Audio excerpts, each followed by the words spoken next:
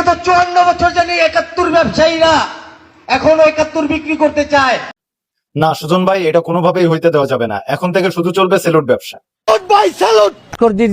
যেটি দেখতেছেন কিন্তু এক টাইমে কিন্তু আপনি মনে করেন মানুষে আপনার হাত পাও বাইন্দা হাত পা বান্দা কি করতো? এখানে ফালাইতো, কেন এখানে ফেলাইতো কেন? এই হাঁস পালতো এডিরে খাওয়াইতো। হাড় যে মানুষ খায় প্রথম শুনলাম। না সুজন ভাই, পাতা খাওয়ার একটা লিমিট আছে, আপনি সে লিমিটটাও ক্রস করে ফেলছেন।